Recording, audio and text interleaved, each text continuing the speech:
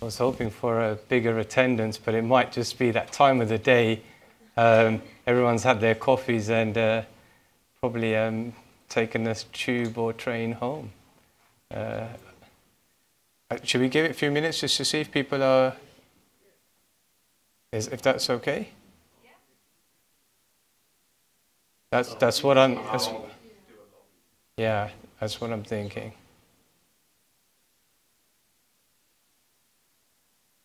I was going to say there's more metric streamers here than it'd be like doing an internal presentation.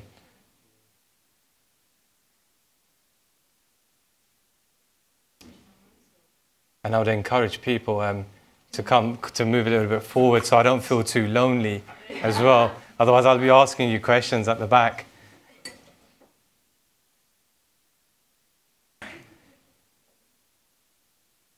And I promise I don't bite. I'll definitely ask second and third row for questions.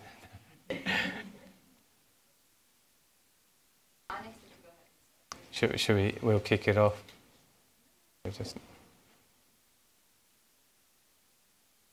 We've already got a few people leaving me. Good. So I want to kick it off. So firstly, good afternoon and welcome all. My name is Anish Taylor, Head of Customer Success for Europe. Today's focus is very much around providing you practices for encouraging adoption within your organization. And our focus is making sure that you're successful in the rollout as well.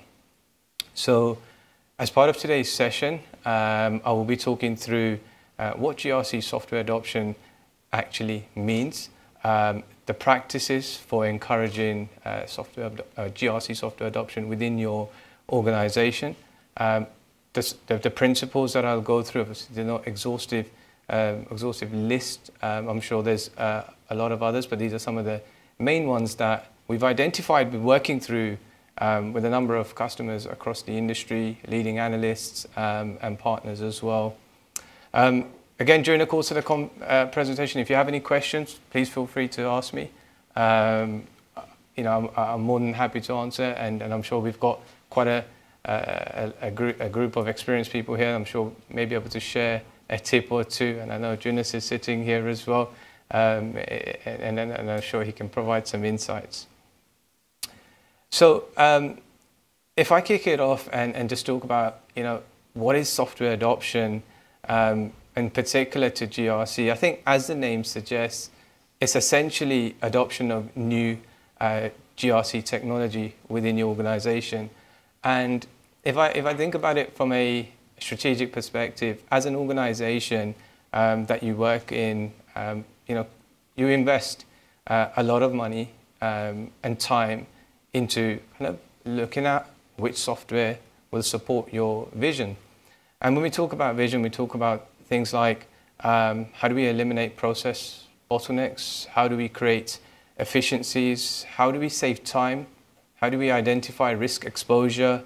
How do we reduce risk exposure? And importantly, how do we provide assurance to regulators that you have a strong control environment? And I think, like every implementation, some of the challenges I think you'll face is around implementation being one, but I think more importantly, how do you align some of the key benefits to the end users? Why should somebody use a system? You've implemented a system because strategic vision is I want to drive a board report, for example, but how does that really make a difference to the end user?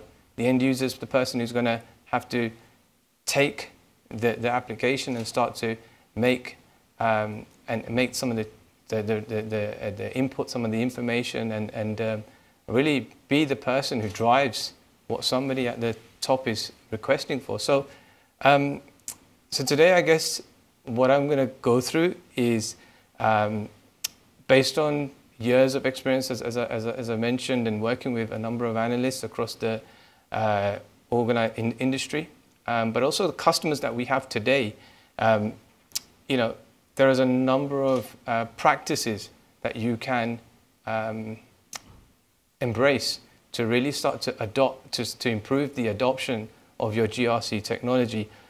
These 6 practices are very much centered around, establishing your business value, establishing the maturity of your business and the readiness, the type of plans that you have, the effectiveness of those plans, ensuring that you leverage the champions, making sure that, through this change, the process is as undisruptive as possible. And organizational change management in itself is quite a challenge. So how do you manage that and provide ongoing support? And then, importantly, continuous improvement and value attainment. Now, we'll dive into each of these practices to some level of detail, and what this practice potentially means for your organization. We do obviously have detailed workshops as well, in providing you even more depth around actually what do you need to do for each of them. So strongly urge, if you feel that you're really interested, we can kind of arrange detailed sessions as well. So let me kind of talk about the first practice. We talk about establishing business values. What does that actually mean? Business value is really about ensuring that your stakeholder needs and the priorities are aligned so that you gain the commitment to really execute. And I think here what we talk about is, ensuring that what are the priorities of the business. And by that I mean that why has the organization gone and embarked on a technology transformation? Why have you gone out in the industry to go and source a GRC solution? And you're thinking, okay, how does that really impact the adoption? Well, couple of reasons, because generally you buy or you procure a system because you want to reduce your exposure to risk, right? You want to identify risk quicker, you want better reporting, you want collaboration within your organization between various different functions. And so ensuring that from a business perspective, you understand those priorities and then you identify the use cases to support them. And then this is one of the areas that really helps kind of encourage the adoption, because generally what happens is a system is introduced, but it doesn't tie into the needs of the business.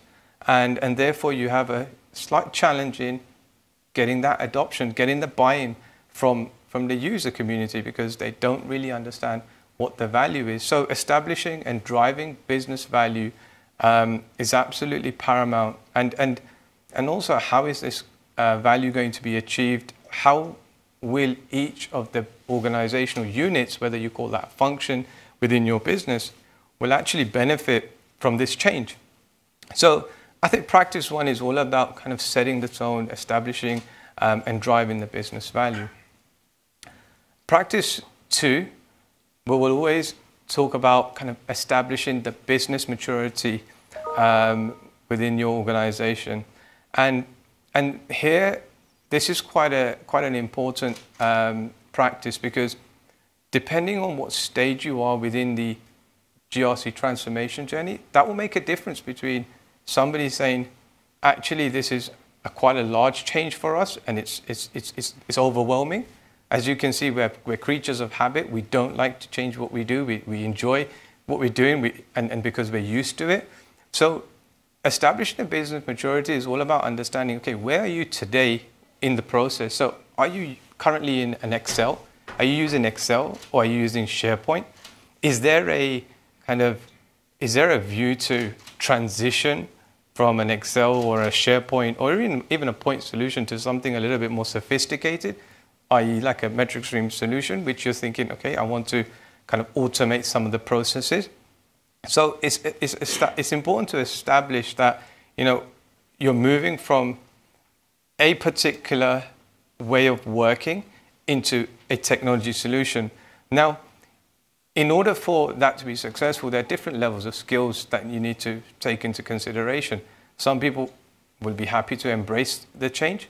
Some people will be probably a little bit more, I would say probably disruptive. Probably they'll say, well, I don't want to embrace the change. I feel that I'm happy with Excel. It's easy. I can add 10 fields today. I can create nice quick and easy Excel sheets, but it doesn't give you the ability to collaborate. It doesn't give you the ability to have a good audit trail.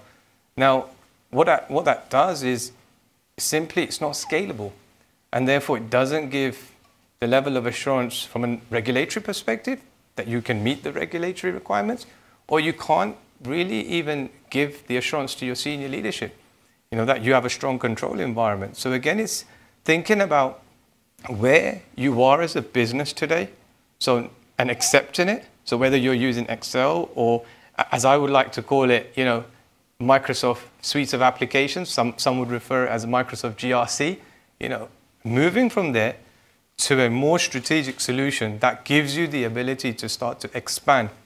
So that's a journey. And that journey is obviously pivotal in gaining the adoption.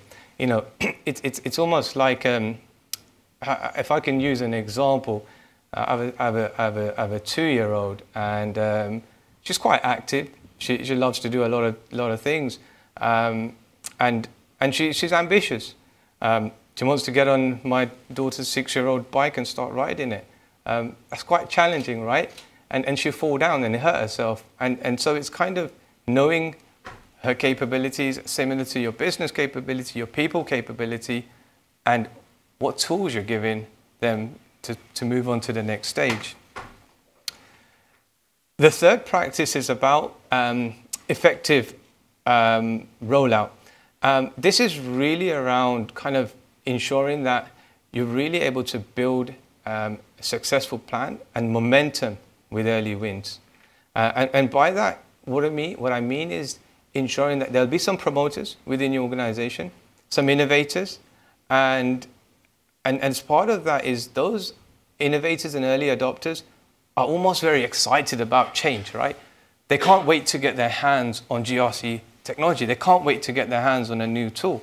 So it's a bit like, well, it's a bit like myself sometimes. I see a car and I want to go inside. Sometimes, when I was a little bit younger, when I buy a brand new car, I'll sit inside and play with all the gadgets. I'll probably sit inside right in front of my house, and my neighbor will think, well, he's a bit mad. He's sitting in his car for half an hour, but he's not driving anywhere because I'm so keen to use the functionality. And the neighbor's thinking, okay, this doesn't seem right. He's sitting in the car, maybe he's been kicked out of his house and he's going to sleep in it. And I'm sure you've all been there when you've had a new toy, whether it's an iPhone. You spend a lot of time on it. So I think here it's about identifying, firstly, what are the processes that you want to roll out based on the maturity and the type of people that can drive that. Because your innovators, the motivators are the people that are going to encourage those that don't want to adopt these applications or are reluctant. So it's always, within a team is thinking about who are the people that are really going to drive this forward and going to take those people that are not so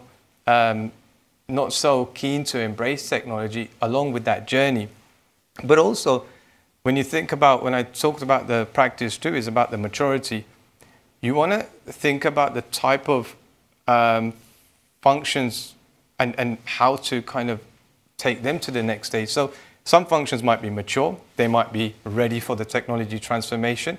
Some people might not be mature. And again, I'm going to use my father as an example. He's close to 70, and you could give him a phone, a mobile phone, and he'll ask me about 50 questions because he's not used to embracing technology with so much functionality. But then he can give a phone to someone like half his age. They'd probably be a whiz. They probably want more functionality. So again, it's thinking about how do you take these innovators, these people that are very excited, and the processes together as part of your effective rollout plans. And also think about, if you are part of that journey, is maybe pilots work well. We find it within MetricStream, we're working on a number of customers who have implemented a solution, but we're thinking, why do we need to go out and do a big bang rollout to 10, 20, 30,000 people? We can do a pilot maybe 4-6 weeks, and we've done it with a smaller group. What you then get is that quick feedback loop. Okay, what is good, what is working, what is not working? You can start to make the adjustments. So effective rollout plan is not just about, just having a plan and activities, but it's actually making sure that the plan caters for the right audience or the right users, and at the same time, you've got the right innovators or excited people on that journey. Practice 4 is about making the adoption process as undisruptive as possible. And like anything, as a user, as an end user, you may be embraced with a new technology, but at the same time, you may be given a new technology to use, but at the same time, you still got to manage your workload. You still got to do the BAU work. And again, it's like, and I'll go back to the example. You could have a new car and it's brand new, and you still need to get to work. So you've got to make sure that the car can take you to work, right? As opposed to you thinking about how to make it work and all of these things. So you need to be able to kind of embrace that change. So, and as a business, if I take it back to business, you can't stop BAU work. So if you're assessing your risks or undertaking an internal audit or managing a policy, you can't stop that during a deployment phase of an application. So think about those people that are impacted and what you're asking them to do, and making sure that this process is as seamless as possible. And by that is maybe taking a group of users, giving them the training, taking them along the way on this journey, leveraging the champions, and making sure that they are fully aligned with the direction that you as an organization want to take it. Because more often, the challenge here is that any new technology that is brought into an organization, it often creates disruption. And as soon as one thing goes wrong, nobody wants to embrace it. Everybody's very much reluctant and say, well, actually, we don't want to take this further, and we want to go back to our old ways. I mean, you must have heard the saying is, I don't like this old system. I don't like the way it takes too long to do reporting, or it takes too long to capture information. And then all of a sudden you've changed it and given them a real whiz-bang tool. And then they say, I wish I went back to my old system. So it's we're creatures of habit. We don't like change. And so we've got to think about how do we make this undisruptive as possible. But also we could be helpful in a sense that as users, take this as an opportunity to think about how can you be part of that transformation journey as well. Practice 5 is all about organizational management and providing the ongoing support. So for any GRC product implementation, it's more than just an implementation, right? And we have some of our esteemed partners here today, and implementing an application and walking away is just not enough. You've got to provide a degree of support, hand-holding. Nobody wants to be kept on their own. So yes, we talk about ensuring that there's training programs in place, videos in place, to make sure that the users have that continuous support to take them through this new change. Because more often, it could be as simple as, looking for something in a menu, but because you can't find it, you get frustrated. So being able to ensure that there are, whether it's a partner, whether it's somebody that is helping you through that process, whether it's a 2-week, 4-week, 8-week, 10-week ongoing plan, but it's making sure that that change management process is embedded within your organization. And that can be in the form of communication. So what is the change that's coming?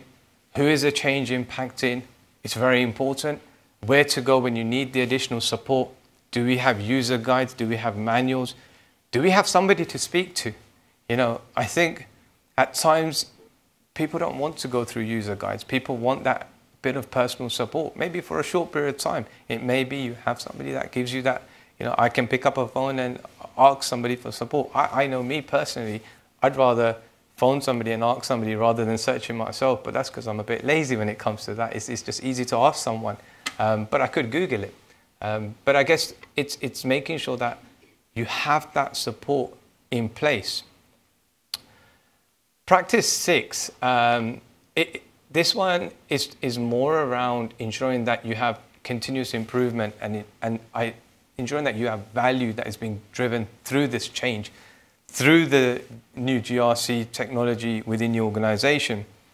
And there's various ways of kind of achieving this. You know, key performance indicators is obviously really important to have in place so that you're actually driving two things. One is, you know, the usage of that particular system, but also the feedback on, you know, as I mentioned, you can have a pilot, a small group of users. What is the user experience like? Is it good? Is it bad? Can we make some changes? You know, how is that GRC deployment within the business? Are users thinking, okay, this is easy, or has it made my life more difficult?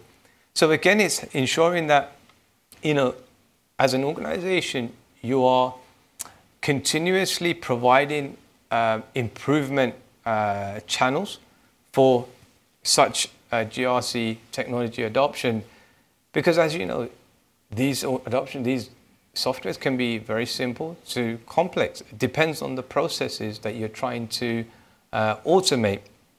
And again, if we have these kind of value attainment in place, you know, that really helps drive, you know, more adoption within the organization.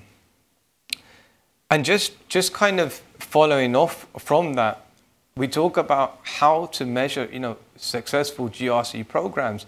You know, in a nutshell, would kind of break it down into two parts. One is your business drivers, and the other one I would say is around your operational drivers. The operational drivers are probably a little bit more around, okay, you want stats around the number of users. How many users are actually using the system? You know, and that information for a lot of our cloud customers are available. You know, how many people are logging in? How many people are using the functionality within the application? So I can give you an example. If you look at operational risk management, you have loss events, issue management, risk assessments. You can see how many users are using it in your organization. That gives you a good idea from an operational perspective whether people are using it. Now, I know that sometimes when we pull out some of this report, certain functionality people might not be using. So we can understand. And as an organization, you can also look at, why is this? Is it because people are doing this outside of the system? Or is it because it's a training issue? Or is there a problem in the system that's preventing them? So certain kind of measurement and approaches can help you as an organization. The other aspect is training. A lot of the times, you know, you get a new software and a new tool, you forget about the training aspect long term. You do the first training and you say, right, carry on with it. But there is a level of training and support that's needed on an ongoing basis. So ensuring that you have those programs, and how many people opt for those training. So if you have an organization of 1,000 people and only 10 people opt for it, is it because they're not interested? Or is it because they know about everything and they don't need it? But then you can compare the usage stat. So it's kind of operationally, you can kind of measure success that way. But then from a business perspective, and I think this is probably what really drives the value, is you set out some of those business drivers. When I mentioned at the start, is why are you embarking on this journey of automating your manual processes into a system? Is it because you want to reduce the risk exposure? Do you want to have an audit trail of users? Do you want to provide reports? So it's then tying back your program objectives to what is being achieved, the outputs. And are you getting those? Are you now able to meet those objectives through this GRC technology? And if you're not, then what are we doing to kind of address that? Is it because the actual solution or use case doesn't address it? Is it because it's not set up correctly? So these are kind of real value points to have as part of any successful GRC adoption. So, you know, with that said, I want to kind of conclude. So there's kind of three real important practices here. One is, as I say, is alignment of your business requirements to the GRC technology, what you want it to achieve. Second one is ensuring that you have the readiness of the use cases and the people to support. And the third is to ensure you have the right measures in place to monitor the overall success of those from a business and an operational perspective. So I would like to kind of open up the floor for any questions on encouraging practices for your adoption. I either think silence is a good thing, or maybe it's just too warm and people are kind of dozing off. Good. I think with that, I think we can conclude. I appreciate your time today, and hope you found that useful. Thank you. Cheers.